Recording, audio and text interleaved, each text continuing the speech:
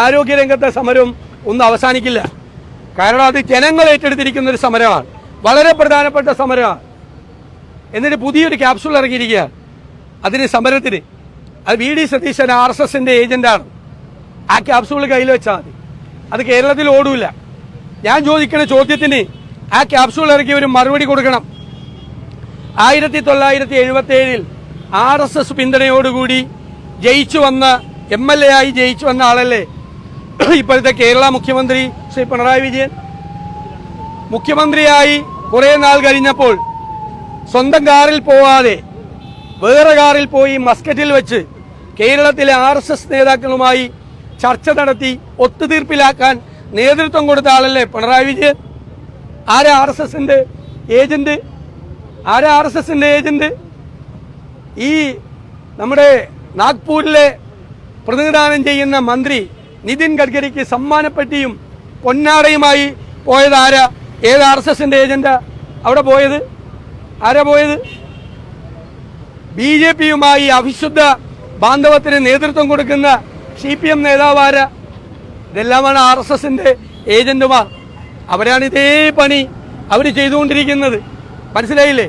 ഞാൻ എന്തായാലും ഗവർണറെ വിളിച്ച് നിർമ്മലാ സീതാരാമനെ വിളിച്ച് ഒരുമിച്ച് പുട്ടും കടലയും കഴിക്കാൻ പോയ ആളല്ല.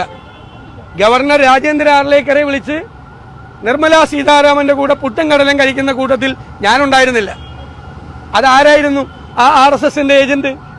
അപ്പൊ ക്യാപ്സ്യൂൾ ഇറക്കിയവരോട് അത് പോയി ഒന്ന് ചോദിച്ചാൽ മതി. കുട്ടികൾ നിങ്ങളെ കൊണ്ട് ചുടിചോറ് മാന്തിക്കൊണ്ടിരിക്കുകയാണ് ഈ കുട്ടികളെ കൊണ്ട്. എന്നിട്ട് പോലീസ് നോക്കിയിരിക്കുക. അല്ലല്ല, അത് പറഞ്ഞോട്ടെ തന്നെ. അത് അവര് പറഞ്ഞ ആവൂലല്ലോ. ഏറ്റവും യോജിച്ച പേര് അത് പിണറായി വിജയനാണ്. അതാണല്ലോ ഞാൻ 5 കാര്യം പറഞ്ഞത്. മസ്കറ്റിൽ ഞാൻ മുഖ്യമന്ത്രിയുടെ മുഖത്ത് നോക്കി ചോദിച്ചു, മസ്കറ്റ് ഹോട്ടലിൽ വെച്ച് നിങ്ങൾ കേരളത്തിലെ RSS നേതാക്കളുമായി ചർച്ച നടത്തിയില്ലേ? തല കുനിച്ച് താഴേക്ക് നോക്കിയിരുന്നു, മറുപടി പറഞ്ഞില്ല. എല്ലാത്തിനും മറുപടി പറയുന്ന ആളല്ലേ മുഖ്യമന്ത്രി? പറഞ്ഞില്ലല്ലോ. എന്താ പറയായിരുന്നത്? 77 RSSന്റെ പിന്തുണയോടുകൂടിയല്ലേ ജയിച്ചു വന്നത് നിയമസഭയിൽ മുഖ്യമന്ത്രി പിണറായി വിജയൻ. എന്താണ് നിതിൻ ഗഡ്കരിയുമായിട്ടുള്ള ബന്ധം പിണറായി വിജയന്?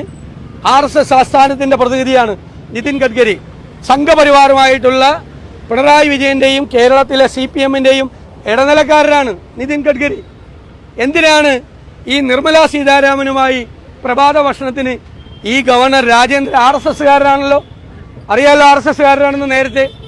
RSSകാരനായ രാജേന്ദ്ര ആർലേക്കറെ എന്തിനാണ് ക്ഷണിച്ചത്? RSSകാർ വന്ന് ഇവിടെ പ്രസംഗിച്ച് മുൻ പ്രധാനമന്ത്രിമാരെ രാജ്ഭവനിൽ അധിക്ഷേപിച്ചപ്പോൾ ഞങ്ങളല്ലേ എതിർത്ത്? അന്ന് മിണ്ടിയില്ലല്ലോ പിണറായി വിജയൻ. അത് ഞങ്ങൾ പറഞ്ഞില്ലേ രാജ്ഭവനെ നിങ്ങളുടെ പ്രതിഷേധം അറിയിക്കണം? ചെയ്തില്ല. അപ്പൊ കേരളം മുഴുവൻ ഭരണം കൊണ്ട് സാമ്പത്തിക രംഗം തകർന്നു തരിപ്പണമായി, ആരോഗ്യരംഗം വെന്റിലേറ്ററിലായി, വിദ്യാഭ്യാസ രംഗം കുളമായി, മലയോരത്ത് വന്യജീവി ശല്യം കൊണ്ട് ജനങ്ങൾ പൊറുതിമുട്ടുന്നു, തീരപ്രദേശത്ത് ജനങ്ങൾ വറുതിയിലാണ്, കേരളം മുഴുവൻ ലഹരി മാഫിയയുടെ കൈകളിലാണ്. ഇതാണ് ഭരണത്തിന്റെ ബാക്കി പത്രം.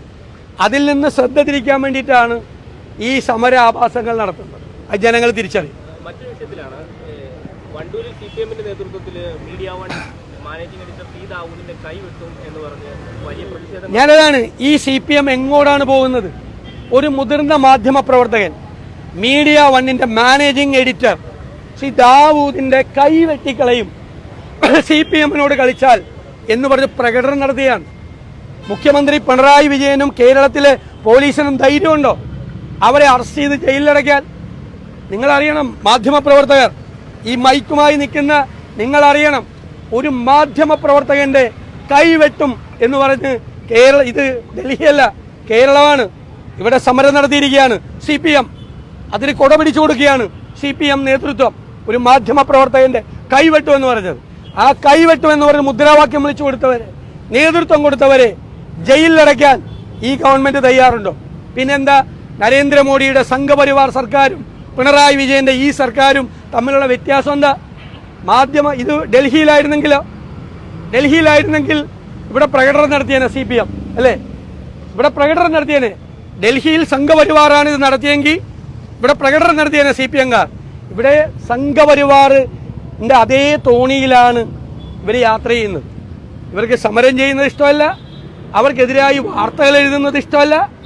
മനസ്സിലായി, അവർക്കെതിരായി ഒരു വാർത്തയും പറയാൻ പാടില്ല. പറഞ്ഞാൽ കൈവെട്ടും, കാലുവെട്ടും, വീട്ടിൽ കൊണ്ടുപോയി റീത്ത് വയ്ക്കും, വെള്ളം വിരിപ്പിച്ച് കിടത്തും, എന്തൊക്കെ പറഞ്ഞ് മുദ്രാവാക്യം വിളിക്കുക. പത്രപ്രവർത്തകരെ ഞങ്ങൾ ഓർമ്മിപ്പിക്കുന്നു, CPM-കാരെ, ഇത് സ്റ്റാലിൻ്റെ റഷ്യയല്ല, ഇത് കേരളമാണ്, ജനാധിപത്യ കേരളം. കഴിഞ്ഞ ദിവസം മന്ത്രിമാർ ഭീഷണിപ്പെടുത്തി, മന്ത്രിമാർക്കെതിരായി സമരം ചെയ്താൽ പ്രതിപക്ഷ നേതാക്കന്മാർ റോഡിലിറങ്ങി നടക്കില്ല. നീ കൈവെട്ടും കാലുവെട്ടും എന്ന് പറഞ്ഞ് ഞങ്ങൾക്കെതിരെയും പ്രകടനം നടത്ത്. ഞങ്ങൾ പേടിച്ച് വീട്ടിൽ കയറിയിരിക്കുകയാണെന്ന് പറഞ്ഞേ, പുറത്തിറങ്ങാതെ. ഇവരെ പേടിച്ചിട്ട് ഇവരെ ഒരാൾക്കും പേടിയില്ല. ഞാൻ പറയുന്നത് നിങ്ങൾ എഴുതി വെച്ചോ, ബംഗാളിൽ ഇതുപോലെയായിരുന്നു. അവസാന വർഷം, അവസാനത്തിന്റെ ആരംഭമാണ്, അവസാനത്തിന്റെ ആരംഭം. കേരളത്തിലെ CPM ഭരണത്തിന്റെ അവസാനത്തെ ആരംഭം. ആദ്യത്തെ മുഖ്യമന്ത്രി കേരളത്തിലെ EMS, കമ്മ്യൂണിസ്റ്റ് മുഖ്യമന്ത്രി. അവസാനത്തെ മുഖ്യമന്ത്രി പിണറായി വിജയൻ എന്ന് ചരിത്രത്തിൽ എഴുതി വെച്ചിട്ട് അദ്ദേഹം പോവുള്ളൂ. അതിനു വേണ്ടിയിട്ടുള്ള പരിപാടിയാണ് അണികളിപ്പോൾ ചെയ്തുകൊണ്ടിരിക്കുന്നത്.